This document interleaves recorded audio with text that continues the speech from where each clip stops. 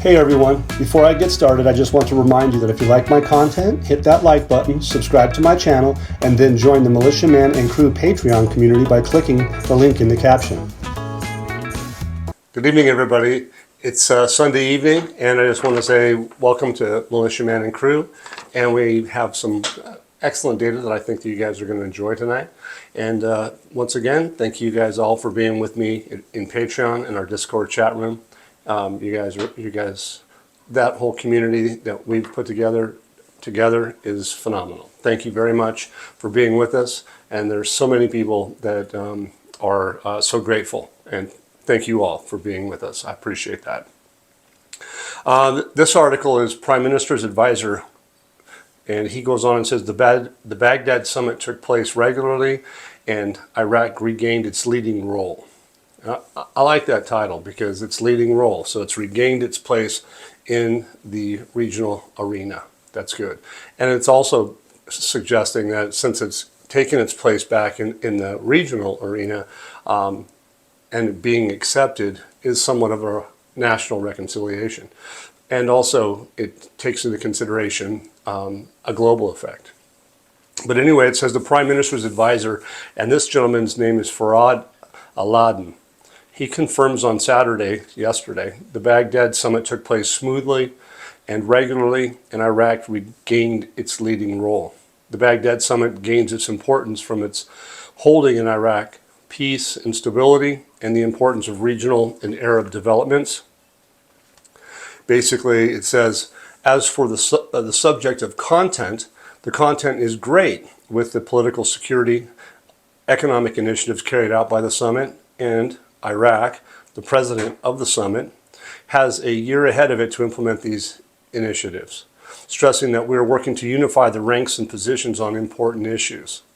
Iraq has regained its leading role, and its position has become very important, and everyone sees and hears and waits for what Iraq's position will be on any issue raised, obviously into the future, before launching their other positions, and this is evidence of Iraq's role and importance in the region.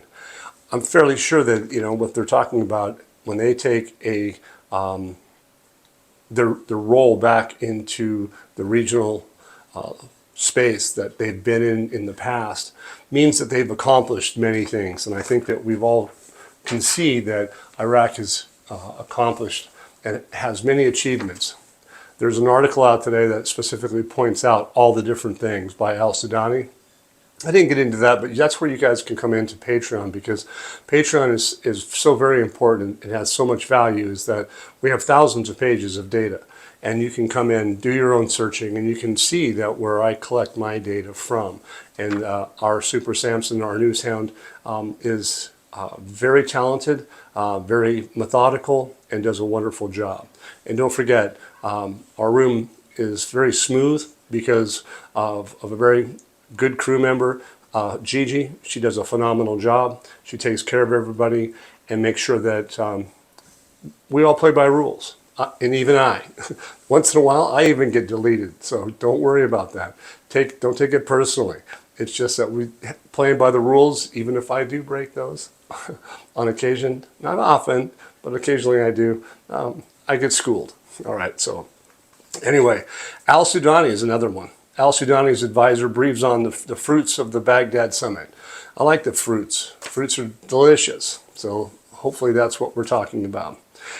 Saleh, he's a very prominent member of his advisory, and he says the success of Baghdad Summit holds significant potential economic benefits for Iraq.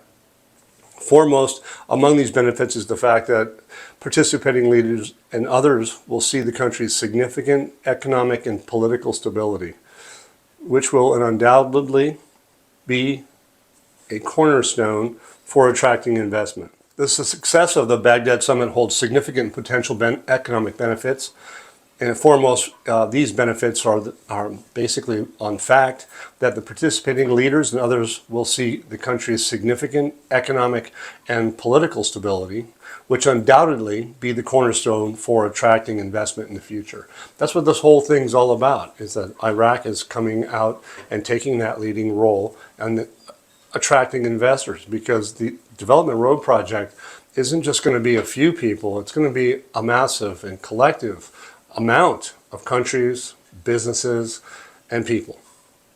Okay, it says the success of the summit sends a reassuring message to the world that Iraq is moving toward a safer and more stable environment in building an economy based on developing and growing leading economy in building a leading economy in a strategic region of the world, capable of integrating, and here again, that word integrating, that they've been focusing on that.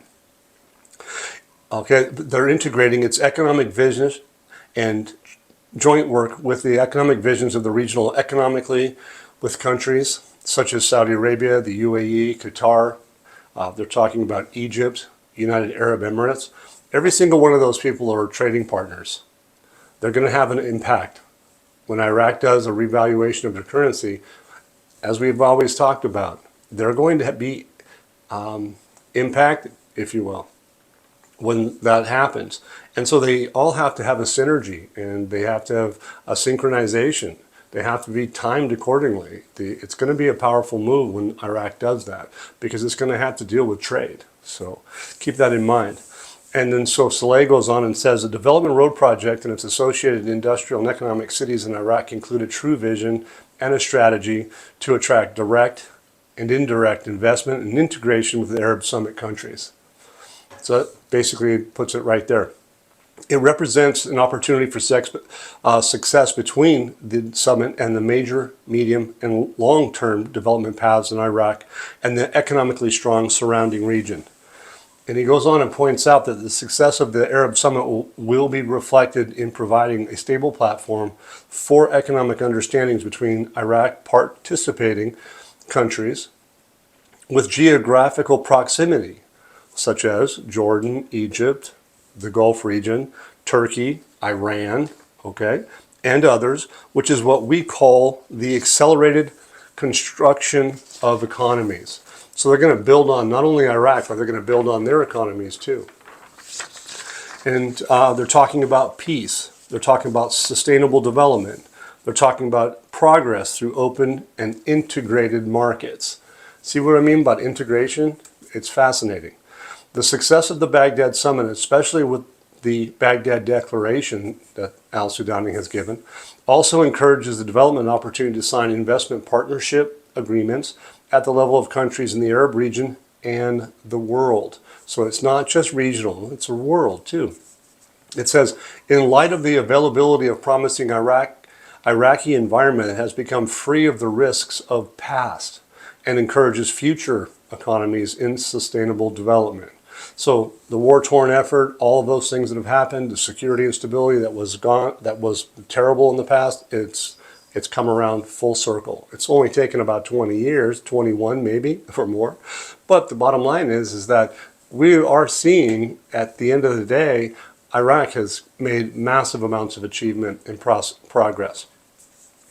It says the financial and economic advisor concluded by saying, this is what makes Iraq today stronger and an active partner in accelerating collective economic initiatives such as strengthening free trade zones, entering the world of joint energy and industrial projects, in addition to food and water security initiatives and advanced digital technologies that use artificial intelligence and other capabilities of the fourth technological revolution to achieve practical goals provided by the climate of the Arab Development Summit and its productive and successful diplomacy in Baghdad as an Arab and regional development hub.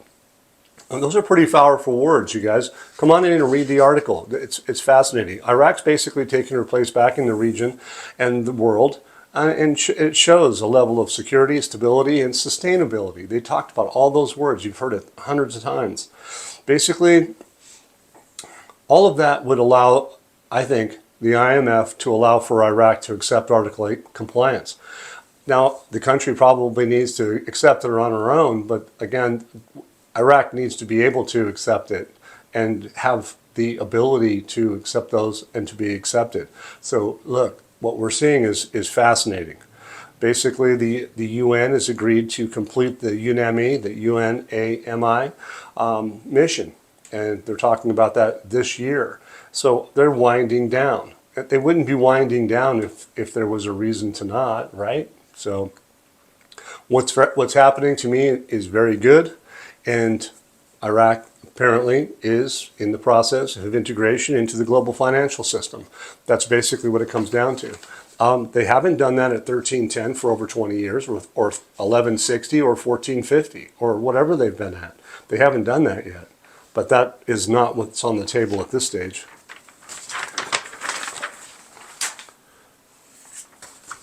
Here's another great title, right? Medal of Glory. Now that sounds pretty heavy, right? So it says, from an Iraqi perspective, it says the summit revealed our country's ability to accomplish such a major event with outstanding performance and the extent of its security, political, economic, and social recovery to the point where it's become a haven for prominent Arab figures who come confidently and leave even more reassured and optimistic. He goes on furthermore and says, it revealed the strength of Iraq diplomacy and its ability to forge a unifying coalition for those who differ, create a unified voice for disparate opinions, and provide a free space for dialogue. As a result, the summit was a sign of healthy, stable, sovereign, and free Iraq, leading without being fed. He goes on and says, well, however, the Iraqi event proved that despite everything that had happened and is happening, the Arabs have a voice that they want the world to listen to. So it was, again, it wasn't just about Iraq, it was about Iraq inclusive and the Arab world speaking out to the world. It says the ill-conceived bets on the summit's failure stemmed from rumors that Iraq would not be able to fulfill its promises. These bets were shattered. That's pretty bold, right? These bets were shattered thanks to the wisdom, the patience, and tireless work at which the Iraqi government handled in the event, resulting in a glorious outcome befitting Baghdad and demonstrating that hard work has the greatest chances of success. It has the greatest chances of the success. Then they go on to say the Arab Summit was a success. I don't know, you guys. It sounds to me like if they have such powerful words and language coming from the Arab world and from the leaders, I would definitely take it into consideration. It says Iraq has now received a badge of honor for her fine work in so many fronts over the last 2 years. The title of the article, Medal of Honor, is so very befitting what al-Sudani has accomplished. Again, the Medal of Honor, that's pretty heavy, right? Especially in our country. Amazing times we've witnessed, and we're witnessing them, to me, in real time. It's that powerful.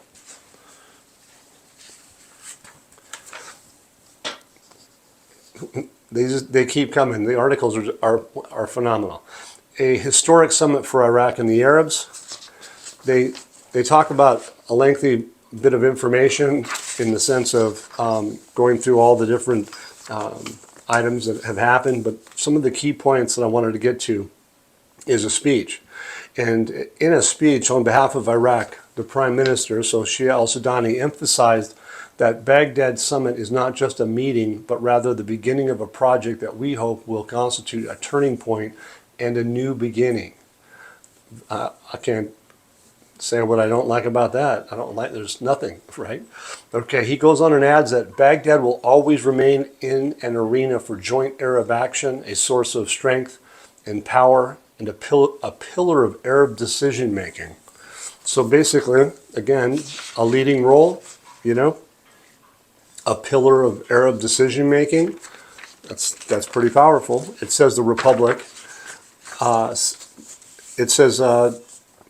Announced the success of the capital in Baghdad in hosting the Arab Summit, considering a step that confirms Iraq's determination to play a vital role in the region and adopt a foreign policy based on establishing security and stability and peace, joint action, and strengthening economic, commercial, and cultural relations that serve the peoples of the whole area.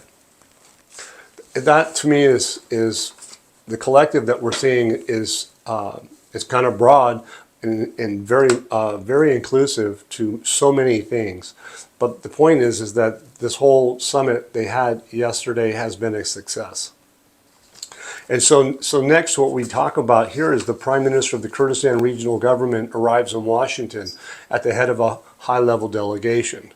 So again, not only did Iraq show up and have business meetings for doing contracts, business, etc. in Washington the other day, now the Kurdistan Regional Government shows up. It says Barzani is scheduled to hold a series of meetings with senior officials in the U.S. administration and Congress. He will also meet with a number of investors, businessmen, and prominent economic figures in the United States, in addition to holding a meeting with members of the Kurdish community in the United States. He says, we will focus on ways to advance bilateral relations and consolidate ties between the Kurdistan region and the United States at various levels. The talks will also address all developments in Iraq, in addition to current situation in the region as a whole. You can think about, Iraq is being involved with the United States and Iran, neighboring partners. They invoked Iran already tonight, so being part of that. So keep that in mind. One of the key things is that the Prime Minister will participate in special dialogue session with an energy forum held in Washington under the title, quote, "The Future of Energy in the Kurdistan Region," where he will present region's visions and plans to develop the sector and attract investments. Look, it's interesting connection that this meeting and this meeting about business and economics and energy for the Kurdistan region with the United States. Now, we're going to see, but keep in mind that there's talk about 60% of Iraq's trade goes through the region from Iran. And so you got to think about the timing of that. As what we have is that, like I said, they have meetings, Iran, Iraq, and the United States. And what does the beginning of this talk about a leading role? And Iraq's taking her position has always been a leader as a mediator for bringing countries together in quality communication. And that's what's taking place. And that is as of today.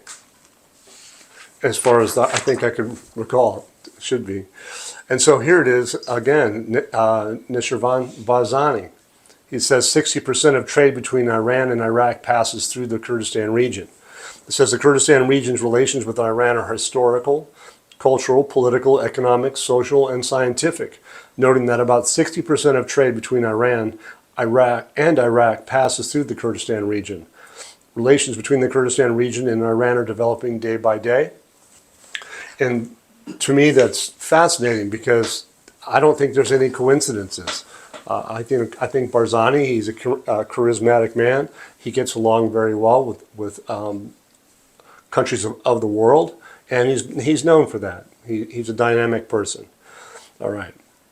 It says here, this last article that I have is Iranian foreign minister. The date for the next round of negotiations with the U.S. has been set and will be announced soon. So they've had 4 already. They're going to have 5. And you can see that all the Arab world has shown up and had communication. I'm fairly sure that one of the largest trading partners of Iraq was there too, and so they wanted to get their voice out to the world so they could all communicate in a venue where they could all get a say. It says the following the meeting, okay, that they have had, this Aragachi, I think that's how you say it, maybe, but anyway, it says he explains that the time and place for the next round of negotiations with the United States have been set and will be announced soon. And all of this has been taking place over the last few weeks, I think back as far back as April 12th. So if you think about it, the timing of all these things are coming together for Iraq to make a move. And we don't know exactly when they're going to, but the stage is set. Obviously, they got a Medal of Honor, and they're showing that it's a historic meeting that they had. And then now you see more detail coming from Kurdistan region in Washington, talking to businessmen about economics, but talking about all these things. Is that the final step? Oh, I don't know, but that took place today. So what's going to come in the coming days? Iraq is obviously ready, and they've talked about going into the global arena, the global financial system. They haven't done that at 1310. Are they going to do that at 1310? I have a strong feeling that that's not going to be part of the process. And if we've also talked about the reasons why. So come on into Patreon if you haven't already. Come on in and read the data, and you'll get the theme more explicitly, because you'll have that news and the ability to find it on your own. And we welcome everybody on a global state. So hey, if you like the content, please hit the subscribe button. And once again, thank you everybody for all your help, and your donations are powerful. They really help me keep the whole crew and you getting quality information through Super Samson, GG, all that, and all the guests, and some of the extras that we bring in with some audios and stuff for the whole place. I hope you guys enjoy that. Thank you very much, and I appreciate it. See you soon. Once again, guys, don't forget to hit that like button if you like this content. Subscribe to the channel, or join us at the Militia Man and Crew Patreon community for even more exclusive content. You can also donate to this channel by hitting the links in the banner to help keep this page up and running. Your generous support is greatly appreciated, as always. Much, much appreciated. Thank you so much, and have a great day.